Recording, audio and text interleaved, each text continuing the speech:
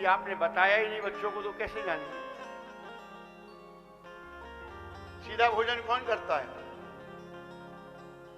सीधा भोजन डायरेक्ट बनकर के तैयार हो गया, कौन खाता है? जानते हो उसको?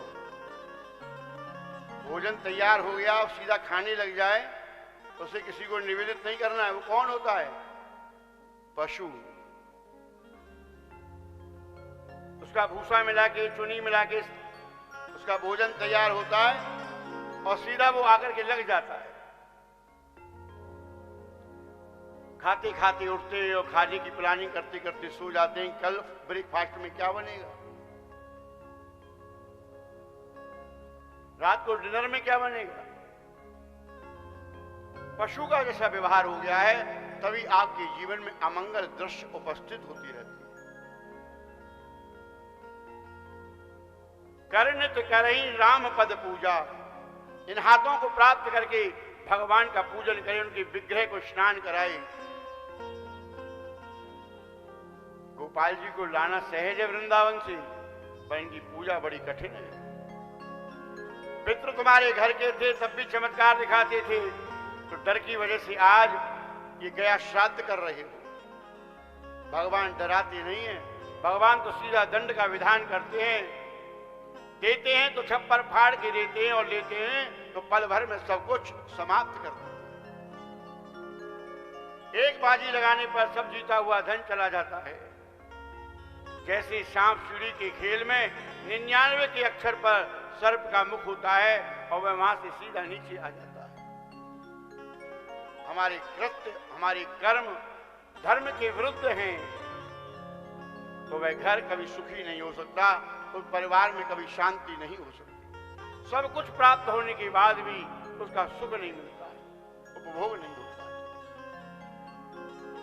क्योंकि साधन से सुख नहीं होता, सुख साध्यता से होता है। एसी लगा हुआ है, लाइट चली जाए, एसी में फॉल्ट हो जाए तो क्या चलेगा? ठंडी हवा देगा? हमें ये साध्यता हो कि हम हर मौसम में, हर परिस्थिति में स्थिर रह करके अपने कर्म को करते रहें, तो परमात्मा हमको सुखद फल प्राप्त कराता है।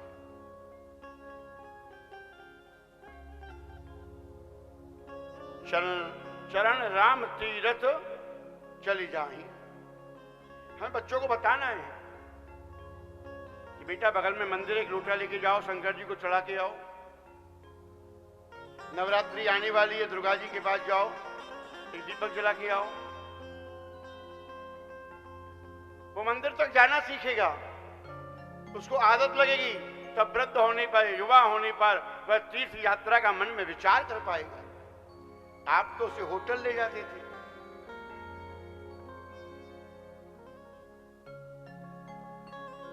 बचपन में वह जब जन्म लिया, पहले माताएं आंचल पिलाती थी, कटोरी चम्मच से दूध पिलाती थी। अभी तो जन्म होते ही बोतल लगा देते हैं, वो बड़ा होता है, हाथ में वजन उठाने की आदत पड़ गई है, आपके साथ साथ होटल जाता है, पलंग से बोतल ले आता है। अब कहते हो कि तो पीता बहुत है, पिलाना किसने सिखाया है? यदि मंदिर भेजा होता तो वह चरणामृत पीता, अपने अंतःकरण को भी पवित्र करता, तो आपका भी आज्ञाकारी होता।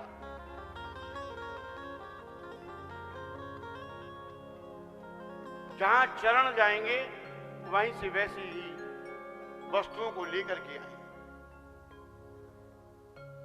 आज तक कन्याओं के विवाह होटलों से होने लगे, उससे पहले धर्मशाला में होती थी और सबसे पहले घरों में होती थी।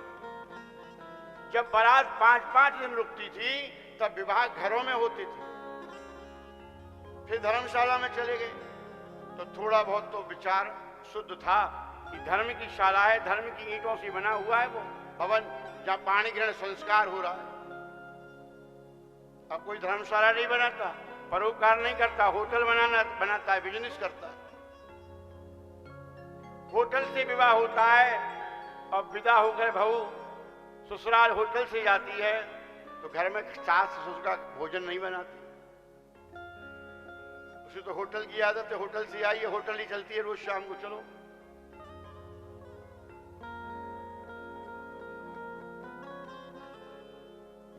हमारे एक एक कर्म हमारे जीवन के अंदर कितना प्रभाव डालते हैं, उनका ज्ञान होना परम आवश्यक है। बच्चों को कुछ आजकल तो बहुत साधन है,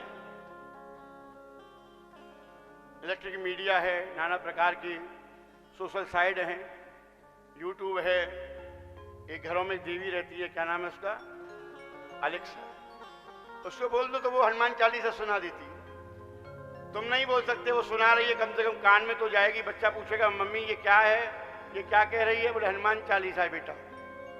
कानों में पढ़ते पढ़ते 4 लाइन तो उसको भी याद हो जाएंगी, वो उसके जीवन को कृतार्थ कर देंगी, मंगल कर देंगी।